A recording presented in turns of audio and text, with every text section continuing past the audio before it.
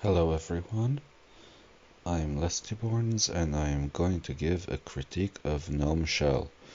I've watched Baby Wogue's videos about how Gnome Shell is superior to everything else and trashing all the other things like elementary KDE, and I got a little annoyed. I just recently switched from Unity to Gnome Shell. I like Gnome Shell. I think it's nice.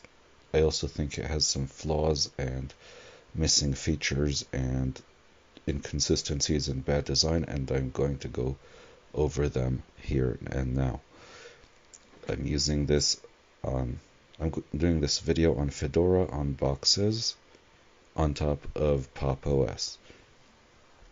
So here is the GDM login screen, and notice the disgusting, ugly gray background. Signing in.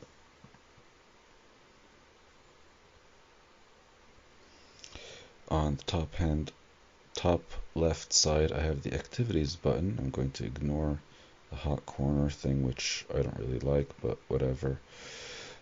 And why is this button a text label?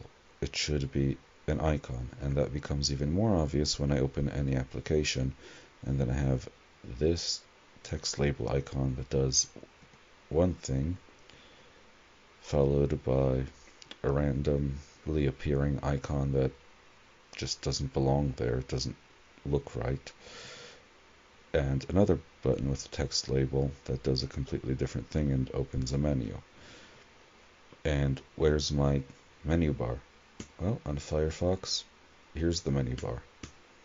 In order to open the menu bar, I have to press Alt. That's Firefox's own behavior. Now, if I open LibreOffice Writer, here's the menu bar. And KDE Live doesn't have a menu bar, as far as I can tell. It just disappeared. I don't know how to open it.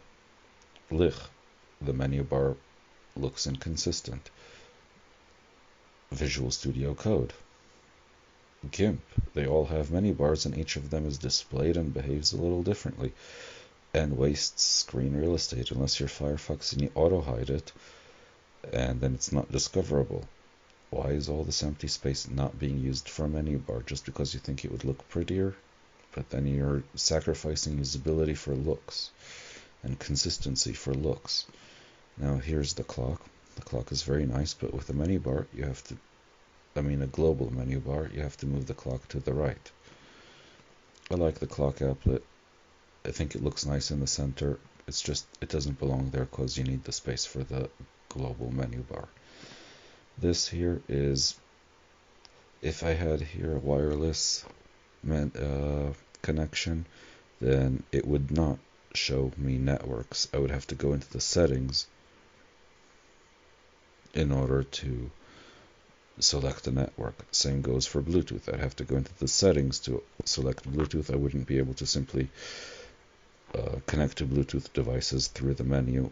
In my opinion, this menu should be broken up into multiple menus for each device plus the system menu, and then you'd move the clock to the right, either all the way to the right or second to the right after the system menu, so it would be easy to find it at a glance. Now, opening activities, then show applications. Notice again, in order to actually launch an application, I have to do an extra step. If I use the keyboard, I can skip the extra step and go directly to applications. But what happens when I try to exit? I go back to activities even though I've never been there in the first place and never wanted to be there. So there's an extra step. Now, let's talk about workspaces. I don't have any problem with this overview thing, but let's take a look at workspaces. I'm going to take LibreOffice and put it in the next workspace. Now let's go to the empty workspace. Switch applications. Why are LibreOffice and Firefox showing up in the workspace that doesn't have them? Oh.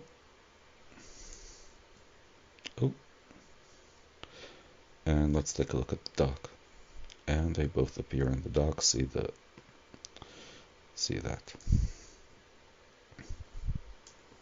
Let's go down, just to make it clearer.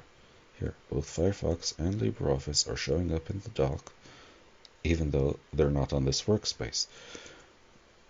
They are showing up in the application switcher, even though they're not in this workspace. If I open another window, and I take this window 2 workspaces down to over here, and I use the window switcher, well, LibreOffice has nothing, but Firefox has 2 windows, only one of which is on the current workspace. Go down to the empty workspace. Both windows show up here. So there's no workspace isolation. I can't just have one workspace where I'm doing my work and another workspace where I have other stuff open that I don't want to see while doing my work. Workspaces just act as some kind of convoluted minimize feature instead of actually being workspaces. Now back to the dock. Why is the dock only showing up in activities? Because it's cleaner? How about making it accessible so I can just switch between my applications from the desktop, or launch my favorite applications from the desktop without having to open a new view or switch my context. Oh, look, there's Firefox. Close that. Now let's take a look at the content of the application overview. Here's all applications sorted alphabetically, with one app folder for the clutter of utilities, and that's it.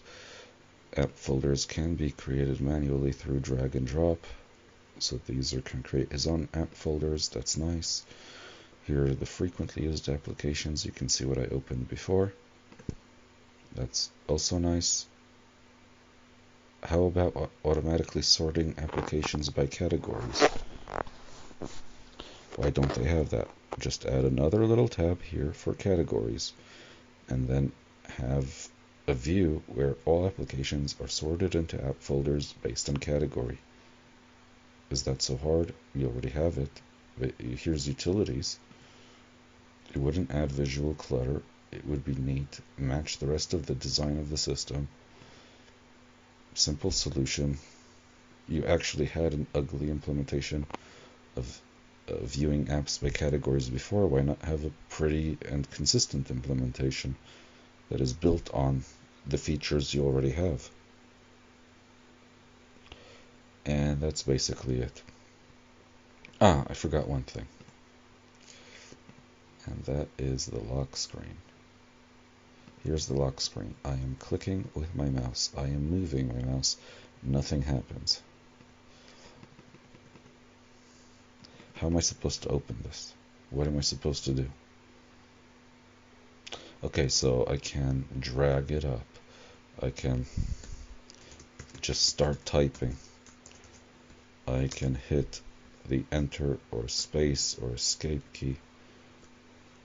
But with the mouse, only dragging it, which is completely counterintuitive. Well, not counterintuitive, but it's not the first thing I would think of to do. Oh, and it forgot that I set the numlock. So I once again have to enable the numlock, even though I already did it. Although that might be a Fedora issue. Okay, there we go. And that is it. Thank you very much for watching.